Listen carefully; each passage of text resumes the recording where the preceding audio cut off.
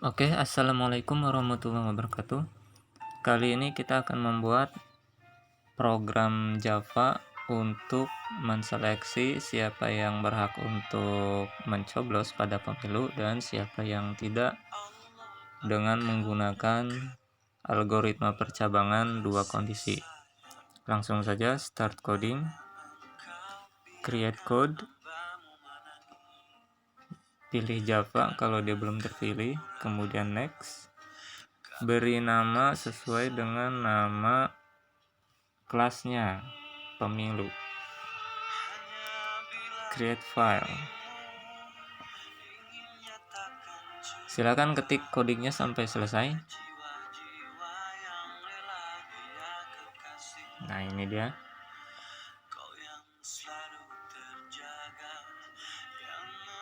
Di sini saya masukkan beberapa penjelasan singkat ya.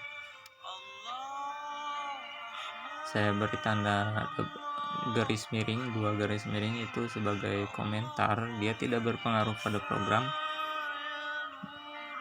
hanya sebagai penanda. Tak lupa, jadi kita kasih komentar di situ. Oke, saya jelaskan sedikit.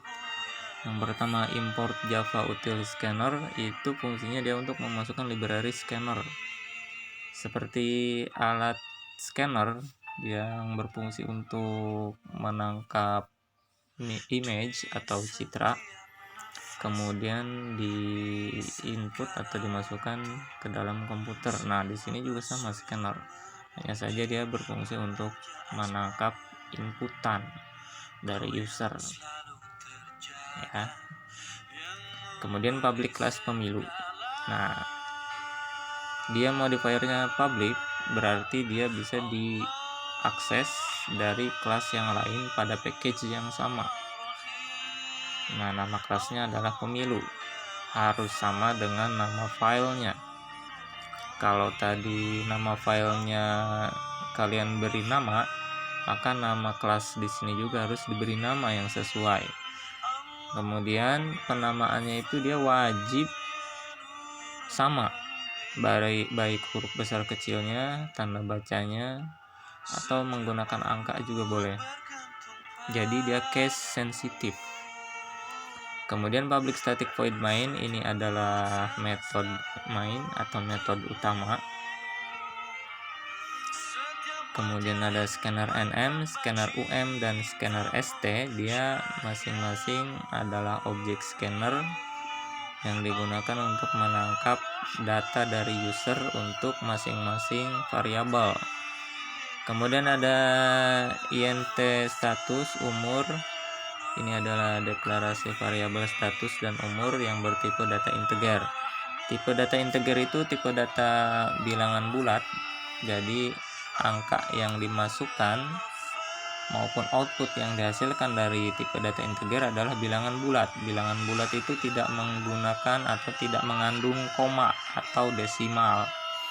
Untuk menggunakan angka atau jika membutuhkan data yang berupa bilangan desimal menggunakan koma, maka gunakan tipe data float atau double. Kemudian ada string nama. Ini ada deklarasi variabel nama dengan tipe data string. Tipe data string itu gabungan dari huruf, angka, dan tanda baca. Nah, bisa lebih leluasa, tapi dia tidak bisa digunakan untuk menghitung ya. Seperti aplikasi volume balok, dia tipe datanya tidak bisa menggunakan string. Untuk variabel panjang, lebar, dan tinggi, dia tidak bisa menggunakan string. Kemudian sistem out println, print line new. Dia berfungsi untuk menampilkan tulisan yang ada di antara dua tanda kutip.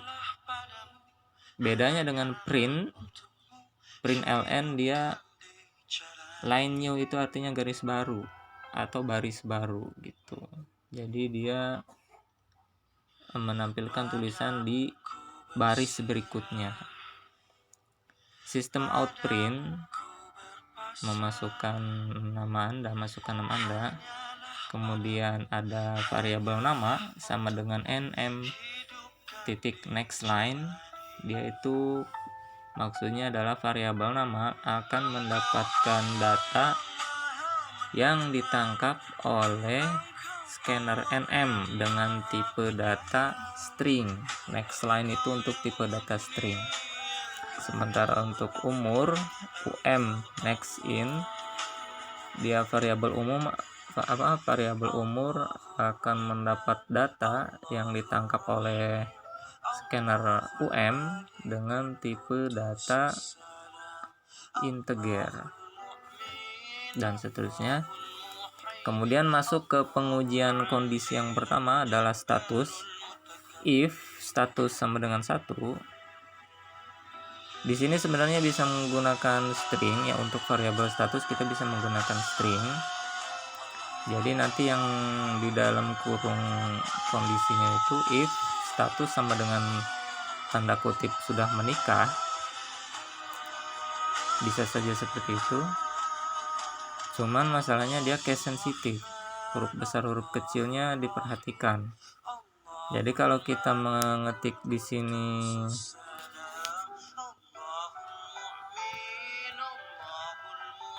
sudah menikah seperti ini, maka ketika aplikasi dijalankan, yang diinput tulisannya harus benar-benar sama, huruf besar kecilnya dan spasinya juga. Kalau tidak sama dengan yang ada di dalam sini, yang ada di dalam kurung kondisi ini, maka dia dianggap tidak sama dengan, ya. Jadi untuk memudahkan agar input kondisinya itu tidak salah, maka kita gunakan angka saja seperti ini. Soalnya kalau mengetik angka itu tidak mungkin salah. Angka 1 ya angka 1 saja, tidak ada angka 1 besar atau tidak ada angka 1 kecil. Makanya di sini kita menggunakan kalimat isi dengan 1 jika sudah menikah dan 0 jika belum menikah. Nah, kemudian akan ditangkap oleh scanner ST, ditampung di variabel status. Nah, di sini akan diuji apakah status sama dengan 1. 1 artinya jika sudah menikah.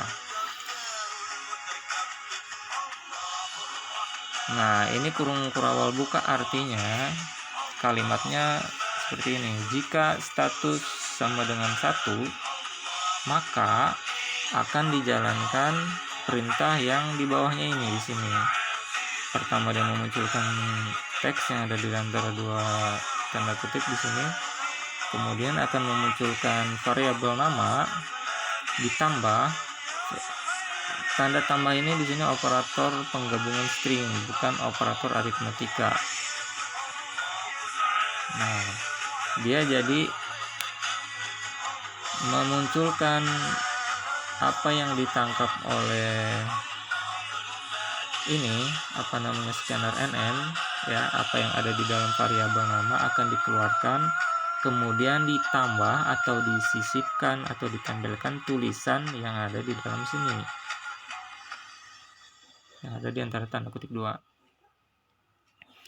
Itu jika kondisi pertama, yaitu status sudah menikah, terpenuhi, maka akan muncul ini dan ini.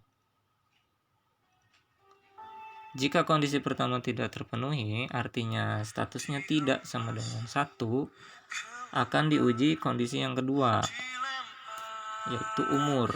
Apakah umur lebih dari atau sama dengan 17? Jika kondisi yang ini terpenuhi, artinya umur itu yang kita inputkan lebih dari atau sama dengan 17, maka akan muncul yang sama seperti yang tadi, yaitu strip dan nama ditambah Anda berhak untuk mencoblos. Jika kedua kondisi di atas tidak terpenuhi, ya, kondisi yang pertama ini status tidak sama dengan 1 dan umur tidak lebih atau tidak sama dengan 17, akan menjalankan program yang terakhir, yang paling bawah, script yang terakhir, yaitu maaf Anda belum berhak untuk mencoblos. Kemudian jumlah kurung kurawal silahkan dihitung, kurung kurawal buka dan kurung kurawal tutup itu jumlahnya harus sama. Oke, sekarang kita coba.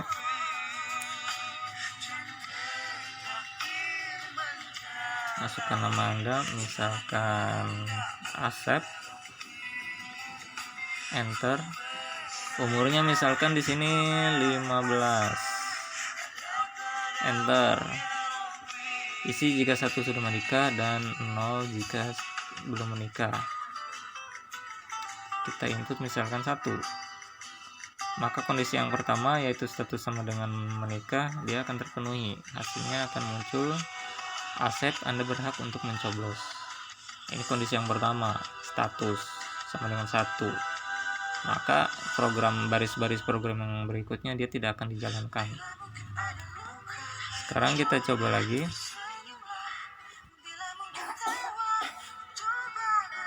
Budi, umurnya dia 16 tahun, tapi belum menikah.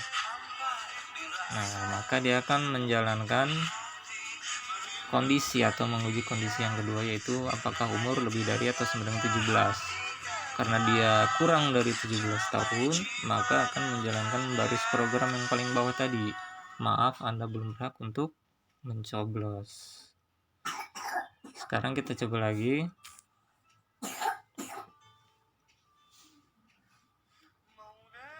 Cepi, umurnya dia sudah misalkan 18 tahun ya, di atas 17 tahun, dan status menikahnya dia belum menikah, maka dia tetap berhak untuk mencoblos. Karena meskipun kondisi yang pertama dia tidak sama dengan 1, tapi karena kondisi yang kedua terpenuhi, yaitu umur di atas 17 tahun, maka yang muncul adalah Anda berhak untuk mencoblos.